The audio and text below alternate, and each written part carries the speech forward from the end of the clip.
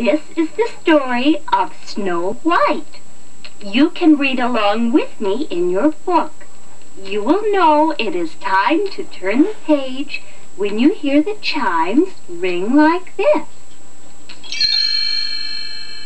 Let's begin now. Once upon a time, long, long ago, a lovely queen sat by her window sewing. As she worked, she thought, if only I had a little daughter, how happy I would be. Dreaming, she pricked her finger with her needle. 3 drops of blood fell on the snow-white linen. How lovely my little girl would be if she had lips as red as blood, skin as white as snow, and hair as black as ebony, thought the queen. Some time later, a little daughter was born to the queen, and she was just as beautiful as the queen had hoped she might be. The happy mother decided to call her baby Snow White. But the queen was very ill, and when Snow White was still a little girl, her mother died. Snow White's father, the king, was broken-hearted. For many years he was sad and lonely.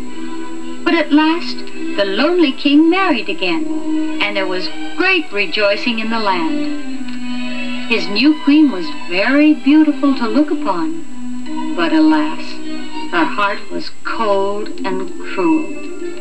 The queen was vain, too. She would spend hours dressing herself in fine clothes and brushing her black hair. Then she would stand by the mirror and admire herself. She was so vain that she wanted to be the most beautiful woman in the kingdom. Now the queen's most prized possession was a magic mirror. Every day she asked it, "Mirror, mirror on the wall, who is the fairest of us all?" If the mirror replied that she was the fairest in the land, the queen was happy, and all was well. But sometimes another lady was named. Then the queen would fly into such a terrible rage that the people around her trembled with fear, and the wicked queen would order the poor lady to be killed. Meanwhile, Snow White was growing up to be more and more beautiful. And as well as being pretty, she was so sweet-natured that everyone loved her. Everyone but the queen. The queen looked at Snow White jealously. At last she could stand the sight of the lovely princess no longer.